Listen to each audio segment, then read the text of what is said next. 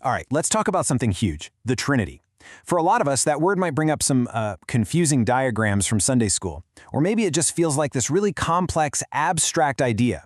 We know it's important, but does it really change how we live our lives day to day? Well, what if the Trinity isn't a math problem we have to solve, but a reality we get to discover? What if it's the key to understanding everything, not just God, but who we are, our relationships, and the very fabric of the universe itself? You know, the theologian Colin Gunton really puts his finger on the problem right here. He's basically saying that for a huge chunk of the church, the Trinity has been a core belief in name only.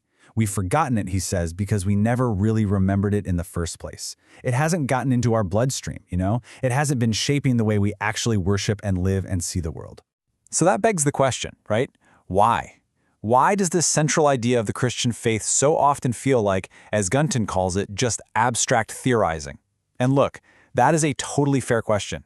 If you've ever felt that way, you are definitely not alone. It can feel so distant from all the stuff we're dealing with in our actual lives. So where do we even begin to find an answer? Well, the path forward isn't trying to solve some kind of philosophical puzzle. It's about looking at how God has actually shown us who He is. It's about getting to know a person. This is where the writer John points us. He just says it flat out. No one has ever seen God. But then he follows it up with this incredible claim. The only Son, Jesus, who is right there at the Father's heart, He has made God known.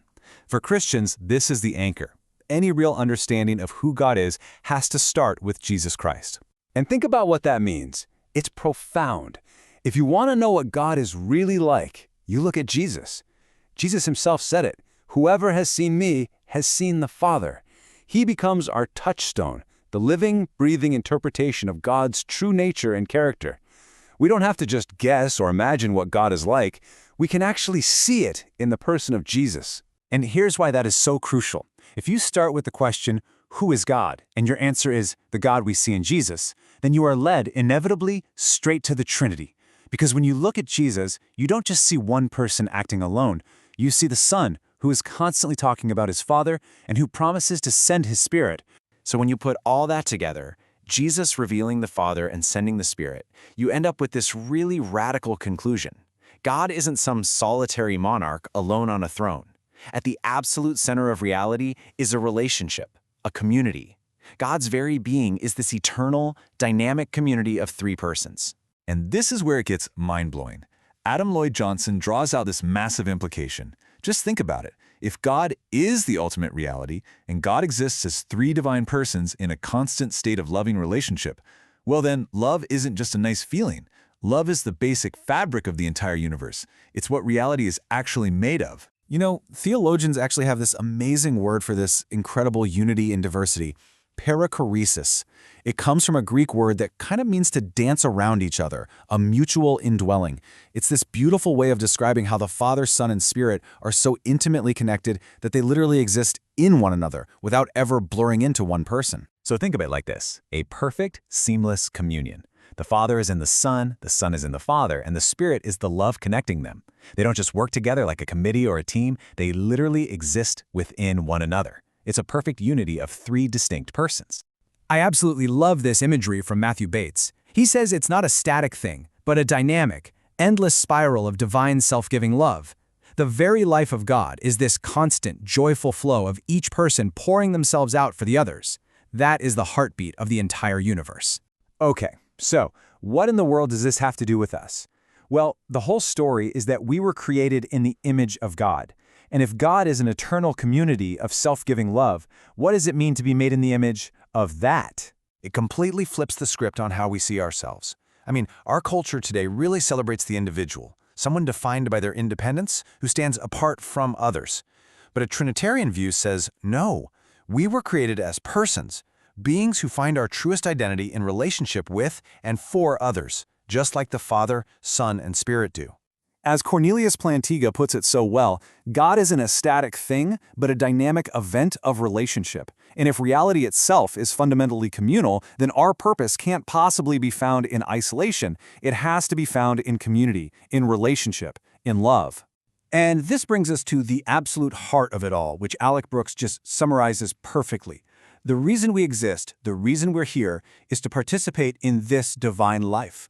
Our greatest possible good is to experience for ourselves and then to express to each other the very same self-giving love that flows forever between the Father, Son, and Holy Spirit. So you see, this brings all that theology right down to earth. This isn't just some theory to believe, it's a blueprint for a way of life. How is this profound reality supposed to be lived out? By us, right here and right now. So what does this actually look like? Well, it's about consciously imitating that self-giving love of God. It means living like an extended family, serving each other, sharing what we have, forgiving, being compassionate, and literally carrying each other's burdens.